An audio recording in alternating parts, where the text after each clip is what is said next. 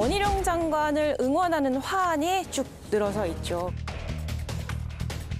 그리고 한쪽에는 사퇴를 요구하는 대학생의 모습이 극명하게 대비가 됩니다. 이 현상 어떻게 보셨어요?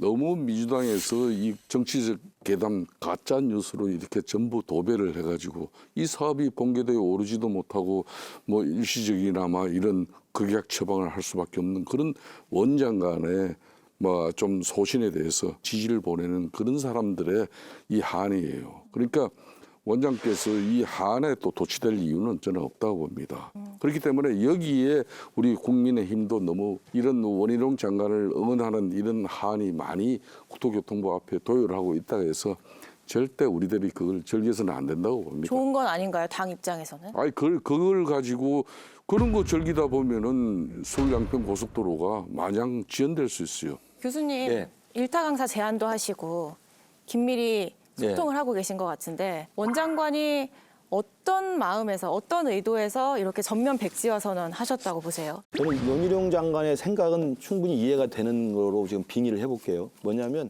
이 원희룡 장관 생각으로는 이건 내가 아무리 자료를 내고 설명해도 이 사람들은 들 사람이 아니다. 그러나 장관 입장에서는 이미 그렇게 정쟁화돼 버린 순간 이 양평고속도로는 이미 정책의 추진력과 안정성을 훼손당하게 돼 있어요. 못합니다. 그러면 이건 일단 재검토할 때까지 백지화하자라고 저는 결론 내는 거라고 생각해요. 청담동 가짜 뉴스랑 똑같은 걸로 좀 봤기 때문에 그런 반응을 했다고 생각해요. 일각에서는 뭐 정치적 존재감을 부각시키려는 그렇지는 의도 않습니다. 아니냐. 네. 이런 화환과 대학생들의 항의 방문, 이 현상은 어떻게 보세요?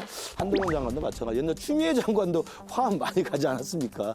그렇게 하면은 사실은 정치인이 좀 과도한 오바를 하게 되니까 원희룡 장관은 그렇지는 않을 거라고 봅니다. 왜냐하면 정치인으로서 오랜 경륜이 있기 때문에 충분히 저는 겸양한 자세로 이 문제를 잘 해결할 거라고 봅니다. 훨씬 쉬운 길을 갈 수 있는데 원희룡 장관은 왜 갑자기 나와서 사업 무효화 이렇게 선언을 했을까요? 드라마 환혼의 명대사인데요. 약은 거침없이 자기의 길을 가는데 왜 선은 끊임없이 자신의 존재를 증명해야 하는가? 보수 진영에 들어간 예전 운동권 출신 선배님들이 항상 내가 진짜 보수다를 입증하는데 굉장히 고통을 받고 계십니다. 김문수 지사님 이젠 나오셔갖고 심지어는 문재인이 김일성주의자다 이런 말씀까지 그건까지 하시면서 자신의 존재를 아직도 입증하려고 하다 보니까 원희룡 장관도 내가 옛날에 운동권이었지 지금은 진짜 보수를 위해 싸울 수 있다. 내가 김건희의 호위무사 할 수 있다. 아무 상관없는 이재명 대표를 갑자기 불러서 나오라고 한번 붙자. 자, 이재명 대표 민주당 간판 걸고 붙읍시다. 이렇게 얘기를 하는 자체가 이번 양평 고속도로 사건을 본인의 다음번 글쎄 대권을 아마 노리실 것 같은데 대선에 가는 사람이라고 한다면 국가 지도자다운 풍물을 좀 보여주셔야 될 때가 되지 않았나? 원희룡 장관이 왜 이런 결정을 독자적으로 했냐 이런 거예요. 원 장관 제가 개인적으로 뭐 참 오랜 동생이고 뭐 좀 많이 그 친구가 한때는 또 위장 취업 노동운동도 하고 그래서 저하고 좀 소통도 많이 한 사이인 거예요. 이 친구 이야기는 국론이 분열되고 진영 간의 싸움도 수차례 그런 사회적 비용 끝에 대한민국이 진정한 민주주의는 대륙 후퇴해버렸다. 이런 인식을 가지고 있어요. 그렇기 때문에 이게 1조 8천억짜리 이런 국책 사업이 정쟁에 휘말려가지고 제대로 방향을 못 찾는다 그러면 이거는 일단 본인이 요걸 좀 얻어먹더라도 가짜뉴스 괴담으로부터 이거는 진실은 진실대로 좀 밝혀지고 그러고 진행해야 된다는 이야기예요. 저는 지금 원희룡 장관이 한편으로는 굉장히 불안할 거예요. 왜냐하면은 원희룡 장관이 쏟아놓은 물이 있거든요. 저는 그 백지화를 느닷없이 한 이유가 원희룡 장관이 7월 3일 날 기자간담회에서 한 이야기가 있어요. 이렇게 얘기를 했습니다. 도로국에서 실무적으로 노선 변경을 진행한 건데 보고를 받자마자 이래서 10과 50의 차이가 있는 거구나. 즉각 원점에서 재검토하라고 바로 지시했습니다. 그래서 정무직 장관이 필요한 것입니다. 딱 이렇게 얘기를 해요. 그러면서 의기양양해요.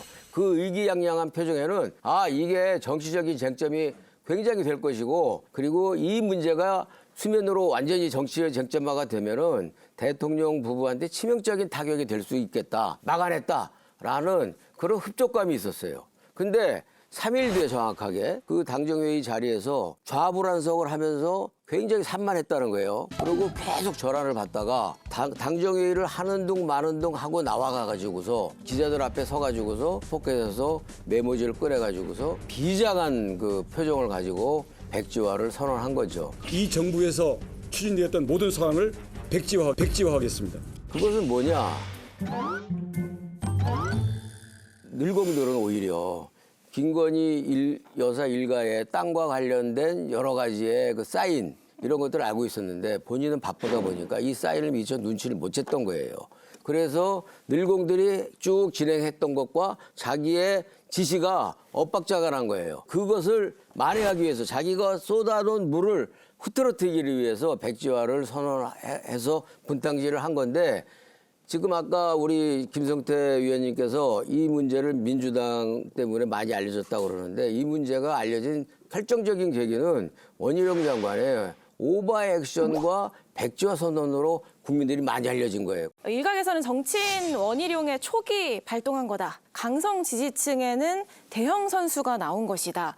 이런 해석들 소장님 어떻게 들으셨어요? 몇 번 말씀드렸는데 보수 정치인들이 유튜브를 빨리 끊어야 됩니다. 유튜브에서 이렇게 하고는 막 칭찬을 엄청 하면서 자 우리 원희룡 장관에게 화환을 보냅시다.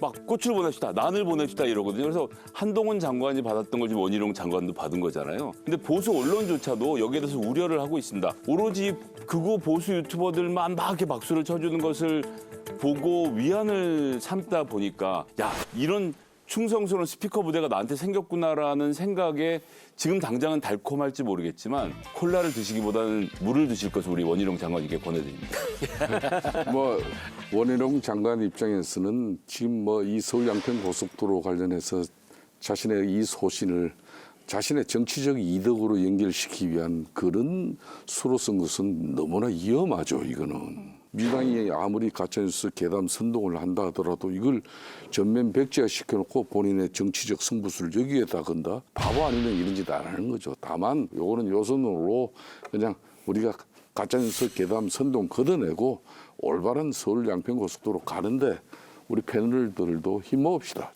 저는 지금 우리 김 의원님이 말씀하셨듯이 이거는 용산에서 딱 저기 과감하게 더 이상 소모적 논쟁 벌이지 말아라. 이건 다 오해고 그러니 이거 필요 없다. 그 원점에서 그 원한 대로 시행하겠다. 이렇게 하면 다 끝날 일이에요. 가짜 뉴스에 대한 격동적인 좀 반응이에요. 가짜 뉴스에 대한. 왜냐하면 아까 제가 청담동 뉴스 계속 이야기했잖아요. 청담동 술자리 뉴스가 어떻게 흘러가서 어떻게 결론이 난지를 국민이 다 압니다.